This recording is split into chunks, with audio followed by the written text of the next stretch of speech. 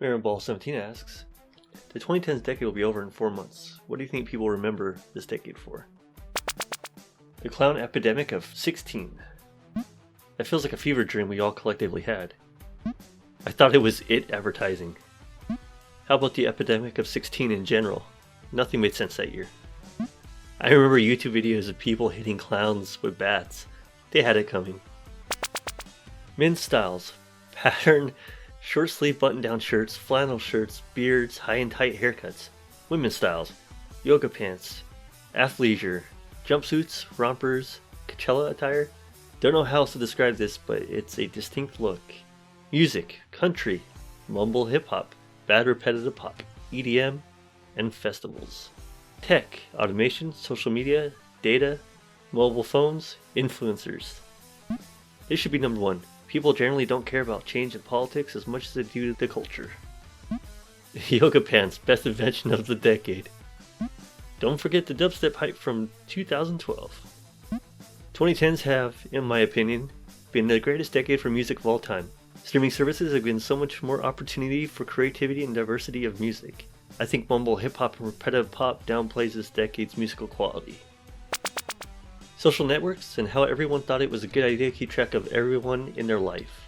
Kids in 10 years will be like, so you met this guy at the pub and added him to your social network? Didn't you give him access to all your social details?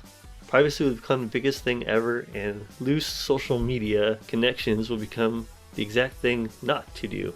You know when you watch documentaries now about kids in the 80s hitchhiking or stepping into a serial killer's van because they said they had puppies in there? And you scream at the TV like, what are you doing, you idiot? That's how people will think of our 2010s years. That's a very interesting thought and a good way to put it too. There are always these backlashes from bad decisions. Social media let everyone know about you. The rich and smart will be valuing privacy and luxury then. I'm so happy to be most social media free. Reddit is my holdout. This is why I haven't posted a single picture of my daughter online. My family thinks it's weird, but I want to protect her online privacy until she can choose how to handle it, with guidance. I don't want her entire childhood plastering the internet for random people to see. Spending the entire decade thinking last year was 2008. I suffer from this. Makes it hell remembering my kids' birthdays. It was though. Peak humanity right before social media took over. Seriously, I feel like I've been in the day since then. Social media. A great tool, horribly mismanaged. It was kind of a big deal in 2007 though. Not sure if it belongs in the 2000s or the 2010s. I think it's interesting how we went from wanting a hard image, bad boy for life, to 2019 trying to keep my name clean. I've recently stayed off Instagram and I'm so much happier as a result. I can't stand the shallow aspect. Obsession with looks. We're human and we act on animalistic instincts, I guess. It's our nature to be shallow. But still, what also depressed me about Instagram was my desperation for likes. When I got very few, I'd be miserable. I feel so much better and relaxed now. Hard to disagree. Facebook and Reddit was founded in the noughts, and social media has been around in some form for decades at this point. The death of brick and mortar and the rise of Amazon Prime. Because we'll all regret it in 10 years.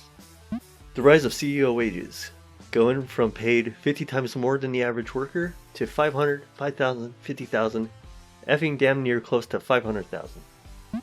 I thought brick and mortar is mocking way of saying Rick and Morty. Death of brick and mortar, rise of Rick and Morty. Brick and mortar is actually thriving, by the way. Forbes has a really good article on the matter called Retail Isn't Dying, Boring Retail Is. People ask me where I'm going to be in 4 months. I don't have 2020 vision jokes.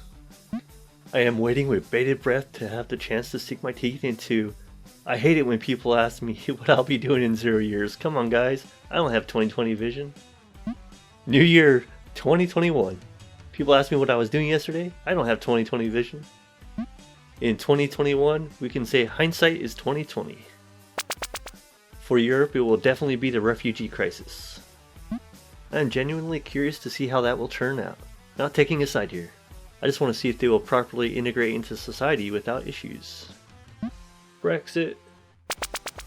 Looking forward to the star being unearthed in 2029. I hope y'all are doing better than us. 2029 seems like 100 years away, but 2009 to now flew. I hope I'm done with college by then and have a job, or I'll be in some trouble, lol. My prediction is that 2029 folk will be looking back at 2019 and laugh about all the silly meme stuff in this thread, and a few mentions of the climate shit show we're barreling towards.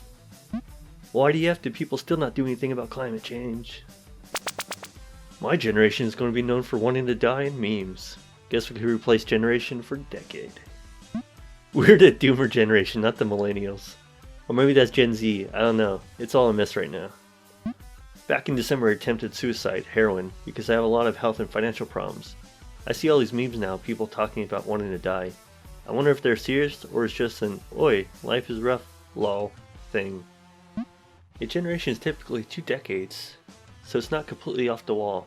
There is in fact a whole generation of kids growing up right now. The rise of the smartphone. Everyone has access to the internet, can voice their opinion towards the world at any moment, with all the negative effects that it brings. IMHO. This is the biggest one. The iPhone came out in what, 2007? It was a solid year or two before you had traction there.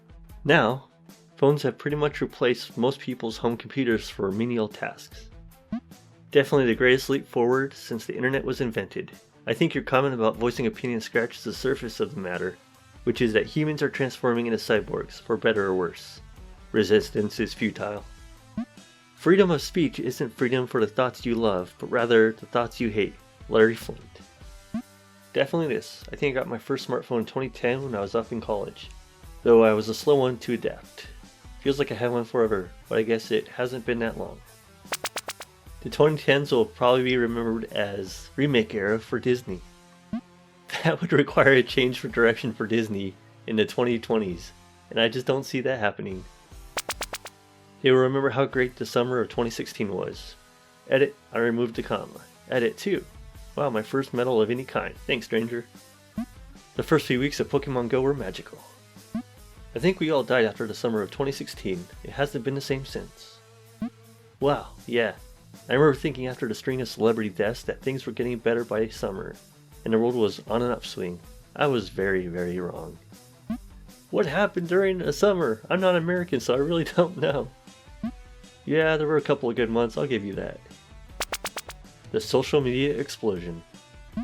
Social media is effing insane. It gives people so much power, and yet it also has so much power to manipulate the people. And the 20s will be the implosion. We're already sick of ourselves. Harambe lives in our hearts forever. Social media is the reason the internet changed fundamentally. It used to be more of a thing for nerds in 2000s. Now everyone and their grandma uses it. I miss the simpler times. This is the only answer. It has radically changed society, and in my opinion, may end up being its downfall due to the ease of spreading misinformation to the masses. I also think when people will look back, they will think they ruined their lives by blindly adopting any new technology they could. Memes. They will remember crazy colored hair, trying to dress like people in the 90s, those old iPhones that everyone had and thought they were so cool but look like bricks now, vaping, thick eyebrows, overly photoshopped and face-tuned photos, back when YouTube allowed relatively normal people to become famous, duck lips, dabbing. I'll add more later. I'm reading this on my iPhone SE while vaping. A bunch of teenagers being addicted to nicotine straight out of high school. I think face tuning will become even more popularized as augmented reality continues to grow. People will literally replace their entire faces with memoji, when things like AR glasses are as common as smartphones. Honestly, I hate everything on this list. It's been a month, where's the more? Minecraft's rise and fall, and rise again. It's weird how people say Minecraft fell. Been playing the whole time. Rise of the fall of the dawn of Minecraft. I don't know where people got the idea that Minecraft fell. Even a quick Google search pulls up, link provided, which shows a clear and steady increase in player count for the past several years. Minecraft never fell. Same goes for Vine. Now it's gone and replaced by TikTok. This comment is underrated. Minecraft is the most popular game in the 10s. Real headlines trying to outdo the Onion. That is the most Onion way of putting it. Kudos. Seriously, just go back and read some Onion articles about GWB. These are indiscernible from our current reality. That's never going to happen. The Onion headline about the president causing a controversy by drawing on a map with a Sharpie still cracks me up. I struggle to tell the difference at this point. Donald Trump has blown away the Onion for ridiculousness, as is President of the United States pays porn star for sex. While married, people stop caring within weeks. I legitimately think the only way for the Onion to survive this timeline is to start writing satirical articles about a sane and rational political landscape. The real world inevitably making the Onion go out of business. I don't like this realization. It didn't even cross my mind until reading this post. Oh man, the 90s are soon 30 years ago. I'm unable to compute the question because time is disappearing. The death of traditional media. Printed newspapers and periodicals, broadcast television, and radio are fading. And while digital music way predates the 2010s, it took until this decade for pop stars to stop selling albums. They aren't tallying CD sales anymore, they're counting unique streams. Their death will be in the 20s. They were still huge in the 10s, but began losing their revenue and popularity. I feel the final nail will come sometime around the halfway point. I don't think radio is going anywhere anytime soon. So many people listen to it while driving, and construction sites are filled with radios. I can walk from one end of the site to the other without missing a beat because of how many people have radios out. In Canada, at least. The weird thing about broadcast TV, it's still insanely popular, just with people 40 plus. All my mom and her girlfriends talk about are talk shows and cooking shows. People are going to reminisce about how good the 2010s were. They may not seem good now, but just wait to see what the 20s have in store for you. Oh no. Honestly, this happens with anything that happened 20 years ago. I can find forums from the 2000s saying that the 2000s suck, just for a decade later for them to miss it so much. Nostalgia is just a stupid fad. When the 2030s roll around and people are nostalgic about the 2010s, I'll just laugh in their faces. Social media / influencers. Netflix / streaming. It was available before 2010 but didn't get reliable until after. Swipe dating apps. The word online dating and dating sites are now swathed with the phrases dating apps. Obama / Trump. Obama / Trump from 2010 to now. Feels like it's been 2 separate decades during the one.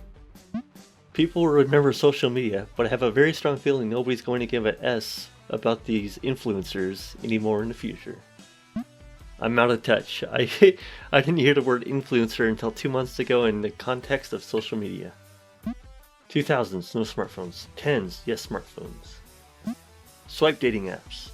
And a subsequent destruction of dating culture, rise in incels that followed. Gig economy. The Netflix is interesting. This is the first time I've seen people willing to wait 2 to 3 years for a show to come out versus yearly episodes. YouTube. This decade is when they all got really big. I knew I forgot one. Dating apps for sure. In 2010 I was 22, newly single, and living in New York City. Everyone kind of instantaneously decided that OkCupid was suddenly acceptable and it was a huge game changer. From a video game standpoint, this is the decade of the indie explosion, esports, battle royales, and microtransactions. From a cinematic standpoint, this is the age of superheroes. Comic book movies dominated the last decade, and they are not going anywhere anytime soon. I think we'll eventually look back at superhero movies the way we look back at cowboy movies. Not just superheroes, this is the age of sequels, remakes, reboots, and adaptations from other sources material, i.e. comic books, novels, even video games. Mainstream original blockbusters are pretty much being done only by the likes of Tarantino and Scorsese. VR is an actual thing now. Also the age of remakes, cinematic universes, and unnecessary sequels. The incredible rise of misinformation and irresponsible knee-jerk reaction choices on very serious topics. The ability for social media users to quickly destroy someone's life when they have a lapse of judgment. This was always the case. Awareness of it is growing. Depression and memes. But really, I think mental health will be one of the biggest problems going forward, and this is going to be known as the times when it emerged as a problem. Mental health did not emerge as a problem in this decade. However, it was recognized as a problem. Edit to clarify. I mean, it was always a problem, just nobody realized it. Why would it be a problem? It just gets ignored until a celebrity commits suicide, then gets ignored again 4 days later. Like red lipstick or a nice wristwatch, depression is timeless. I do really like that memes are starting to normalize going to therapy and bringing mental health issues up. We all go through it or know someone who is. The time to talk about it is now. In the 90s, adults were panicking about youth depression and teen suicide. It's not new. Are we about to enter the literal Great Depression? I thought that it happens in the 30s. We've been at war for 18 effing years. Yeah, some kids who were born after 9/11 can enlist in the army now. Dude, we've been at war for over 100 years, just most of it didn't get much media attention. But we had people out running missions in stuffy areas with men dying, and the media was silent. Social media, memes, smartphones, Trump. Definitely for the rise of smartphones. They were around in the late 2000s, but it wasn't until the 2010s that basically everyone had one. Now they're so ubiquitous that it's considered kind of weird when someone doesn't have a smartphone. Trump, and possibly 2020 to 2024. The meme renaissance. Started off as image macros, ended up as screenshots of tweets. Everything was going great, then this effing gorilla. Outrage addiction. Ah yes, the ragegasm. How dare you? And the complete and utter death of sarcasm. Please support me by liking and subscribing.